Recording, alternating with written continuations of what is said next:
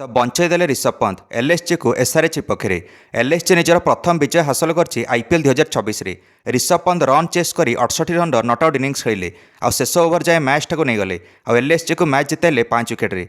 LSG मालिक संजीव गोयनका पूरा खुशी हो पड़े ऋषभ पंत को इनिंग्स देखिकी। पुणी से पुराणा घातक ऋषभ पंत पुणी आउ थे लेउटी।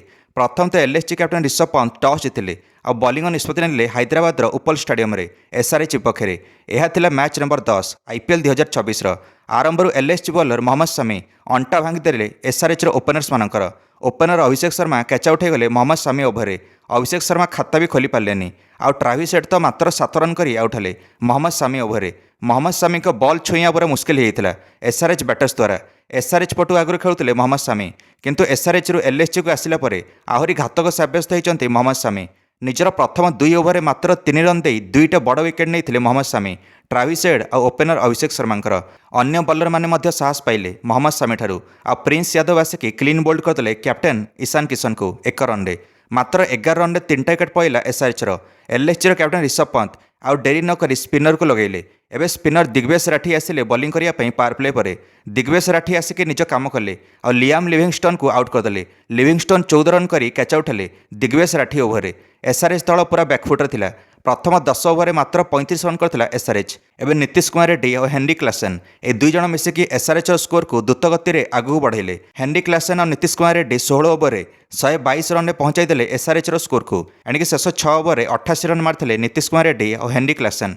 नीतीश कुमार रेड्डी निजर अर्धशतक संपूर्ण कले मात्र 30 बॉल। हेनरी क्लासेन में निजर अर्धशतक संपूर्ण कले मात्र 34 बॉल। नीतीश कुमार रेड्डी कर जोरदार प्रहार एवं भी जारी थिला अर्धशतक पर। तापर आवेश खान आसिक कैच आउट करदे हेनरी क्लासेन को। हेनरी क्लासेन 41 बॉल 62 रन संकटमोचक इनिंग्स खेल आउट हेले। एसआरएच स्कोर 142 रन थिला 5 विकेट हराई 18 ओवर। तापर नीतीश कुमार रेड्डी भी कैच आउट होगले 33 बॉल 56 रन करके एणिक सिद्धार्थ ओभर कैच आउट हेले नीतीश कुमार रेड्डी। एसआरएच वाला जमीती सेमिति 156 रन पहुंचला निर्धारित 20 ओवर 9 विकेट हराई। हेनरी क्लासेन और नीतीश कुमार रेड्डी ए 2 जण मिसिकी 116 रन पार्टनरशिप करें मात्र 65 बॉल। यांक एसआरएच 150 रन पार कर 157 रन टार्गेट रहा एलएसजी आगे। आरंभ एलएसजी ओपनर आडन मार्क्रम और मिचेल मार्श धंधार ओपनिंग करें और बाउंड्री उपर बाउंड्री लगेले। आरंभ आसिक मिचेल मार्श तो 14 रन कर कैच आउट होगले Ishan Malinga over. Aiden Markram किंतु निज माड जारी रखिले और एलएसजी स्कोर को द्रुत गति आगू बढ़ाऊे आडन मार्क्रम। मार्क्रम मात्र 26 बॉल 45 रन पहुंच जाते। एवं एलएसजी को 65 बॉल 80 रन दरकार था मैच जितने। तापर आडन मार्क्रम कैच आउट होगले शिवांग ओभर 45 रन करके। एवं captain Rishabh Pant gear change करें और धंधार बैक टू बैक 2टा चौका मारिकी एलएसजी स्कोर को 100 रन पार कराइले 12तम ओभर। अन्य आड़ किंतु विकेट जीवा प्रक्रिया आरंभ है एलएसजी।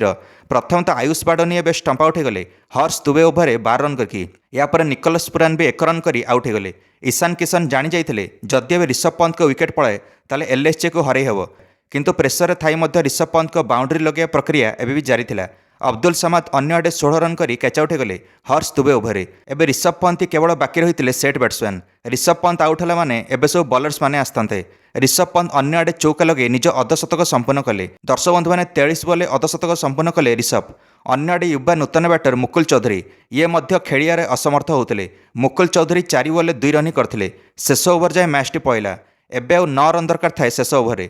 ऋषभ पंत थे स्ट्राइक रे तो शेष ओवर ऋषभ पंत आउ कि सिंगल के डबल नुहे सीधा बैक टू बैक 2टा चौका लगे। प्रथम 2 बॉल शेष ओवर आरंभ विनिंग शॉट मारदे ऋषभ पंत चौका लगे और मैच जिताईदे एलएसजी को 5 विकेट। तो ऋषभ पंत 50 बॉल 68 रन कर नट आउट गले। समुदाय 9टा चौका मार्चंत ऋषभ पंत निजर मैच विनिंग इनिंग्स रे। ऋषभ पंत खुशी गले मैच जितला पर क्या ऋषभ पंत जानी से आउट होता माने एसआरएच मैच जिता।